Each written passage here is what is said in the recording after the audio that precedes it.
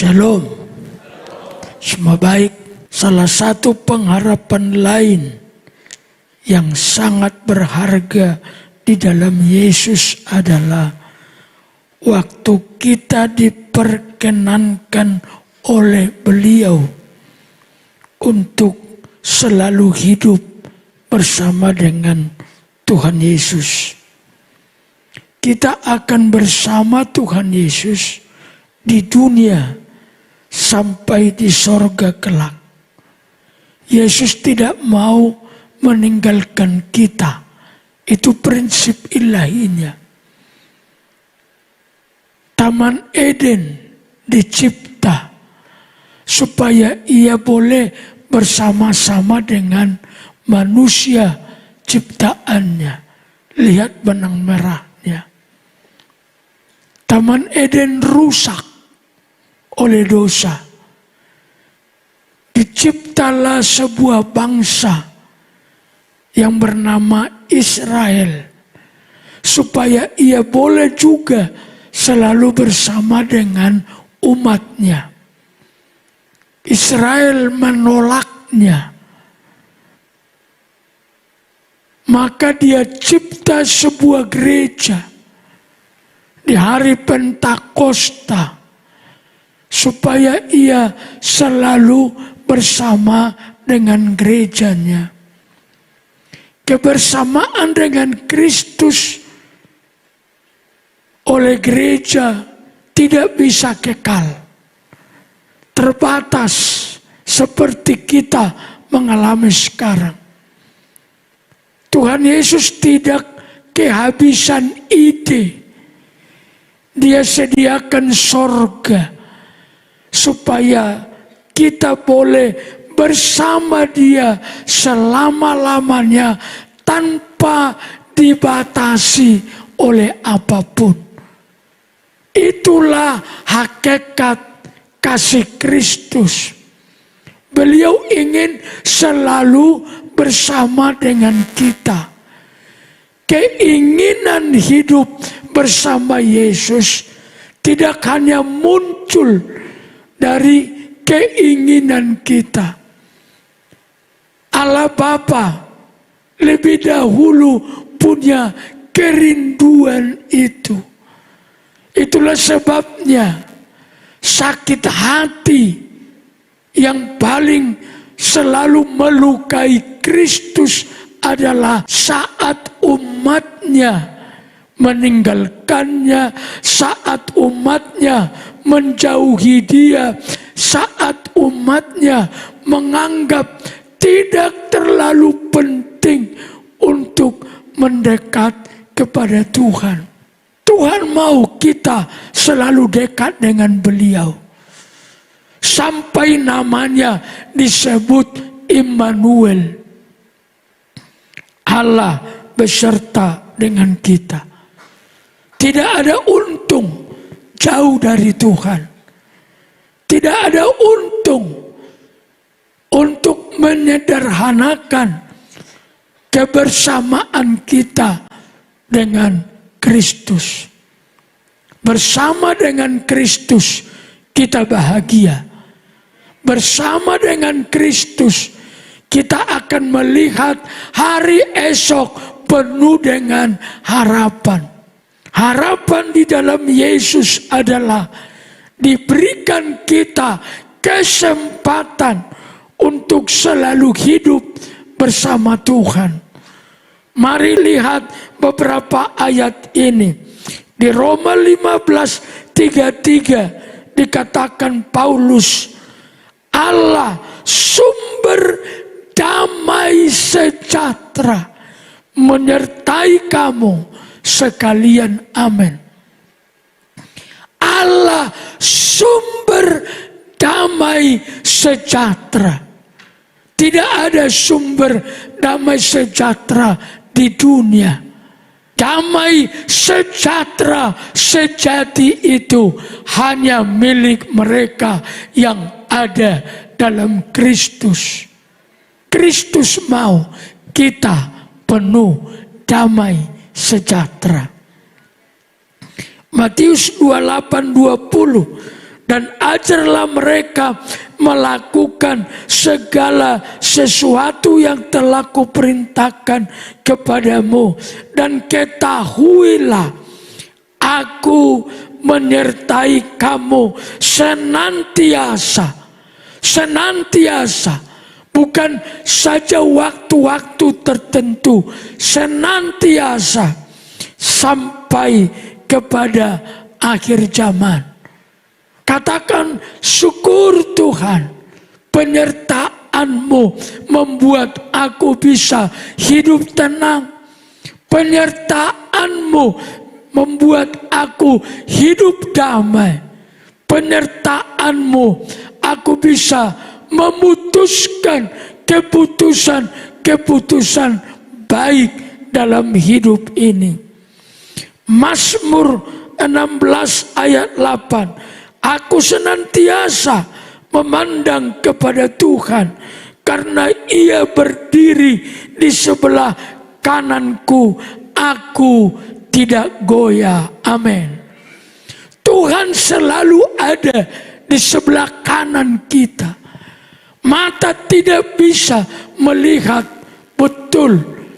Secara jasmani kita tidak bisa melihat. Karena kalau kita bisa melihat Tuhan yang selalu berdiri di samping kita, kita tidak bisa hidup normal di dalam dunia. Kita akan terganggu terus. Memang Tuhan mengaturnya begitu rupa. Tapi jangan pernah lupa, Tuhan kita selalu berdiri di sebelah kanan kita. Itulah alasannya kita tidak goyah. Kebersamaan dengan Tuhan mutlak kita perlu. Wahyu 3 ayat 20. Ayat ini indah, berkata begini. Lihat, aku berdiri di muka pintu dan mengetok. Jikalau ada orang yang mendengar suaraku dan membukakan pintu, aku akan masuk mendapatkannya, dan aku makan bersama-sama dengan dia, dan ia bersama-sama dengan aku. Pernahkah kita pikir bahwa kalau kita buka pintu hati, Tuhan datang, Tuhan turun menemui kita, Beliau makan bersama kita? Sungguh tidak terbayangkan.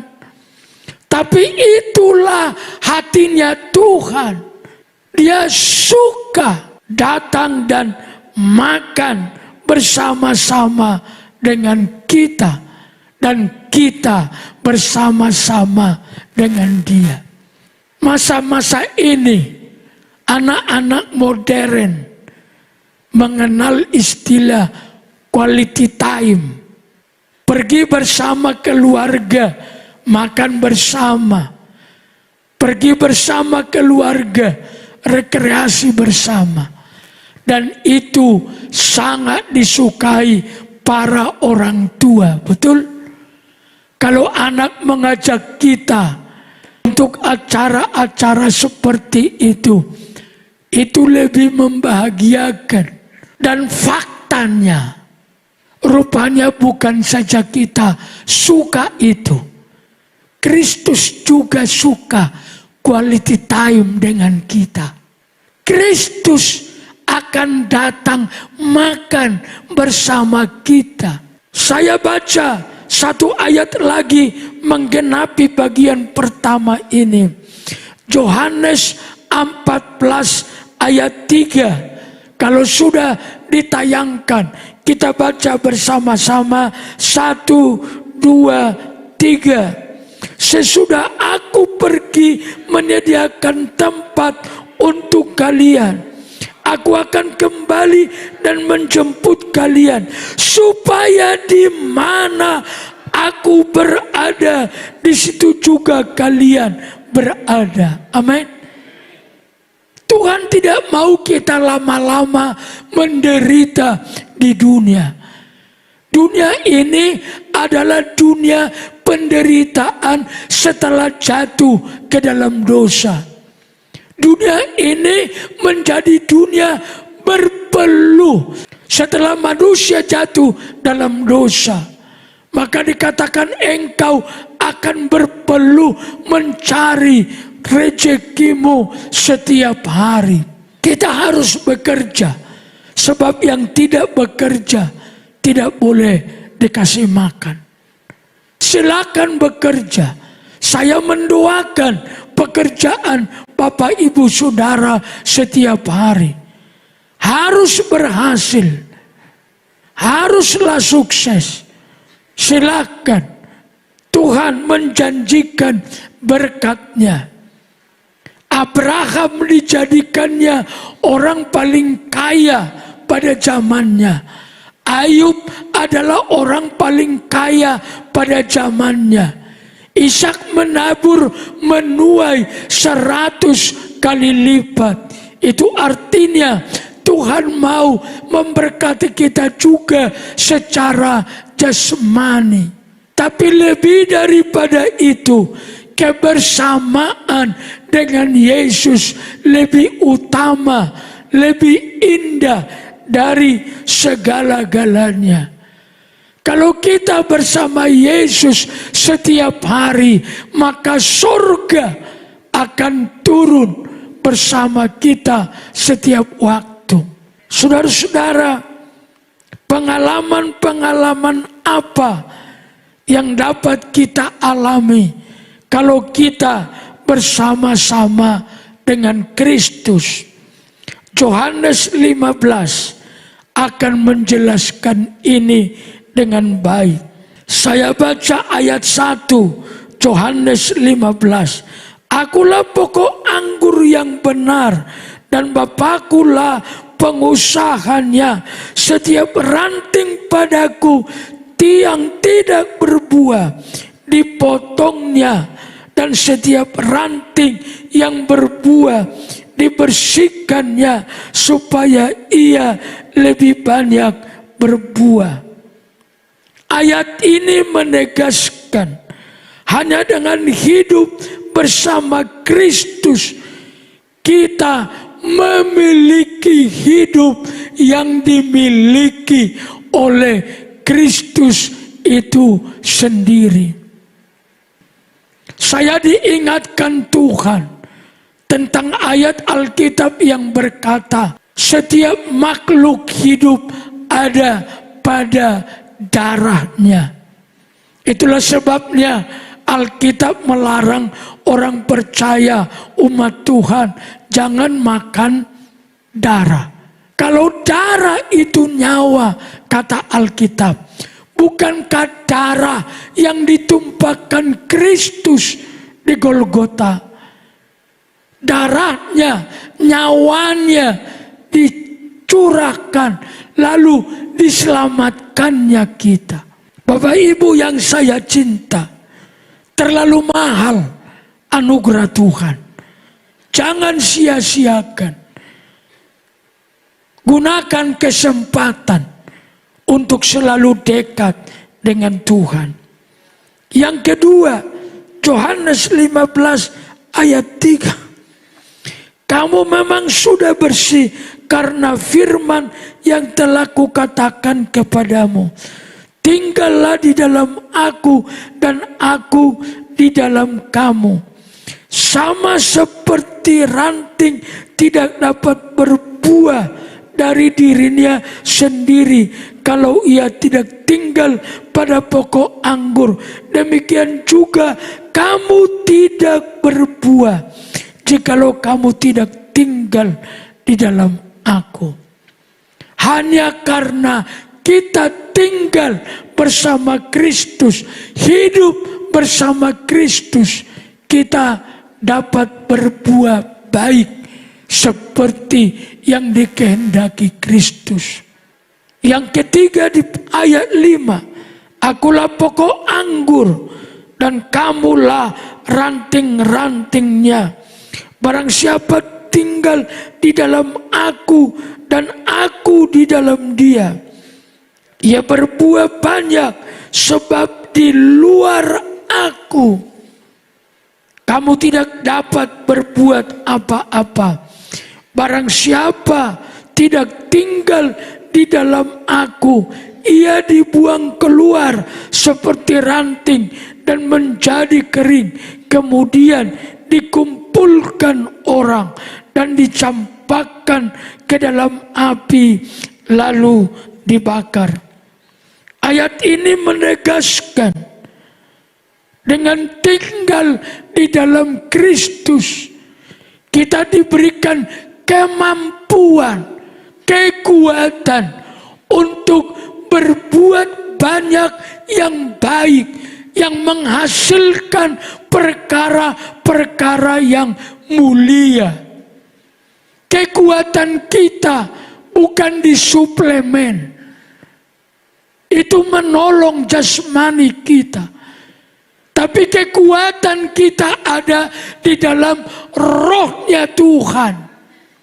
Kekuatan kita ada di dalam kekuatan yang dari sorga.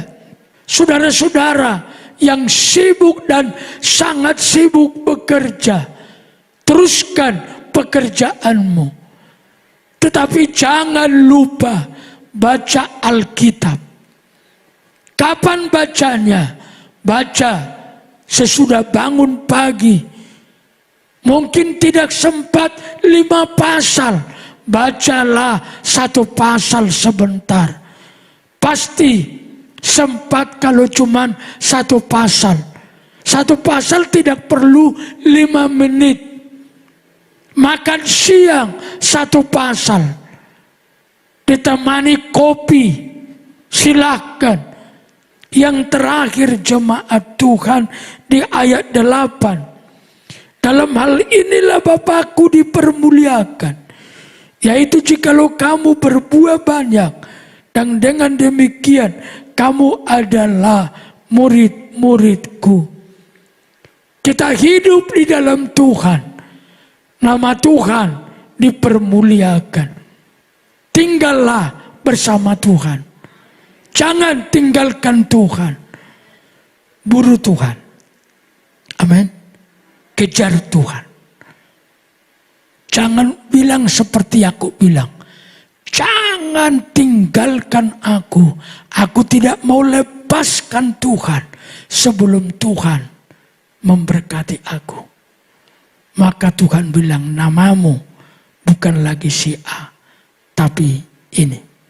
Karena kau jadi orang yang diberkati Tuhan. Tuhan memberkati.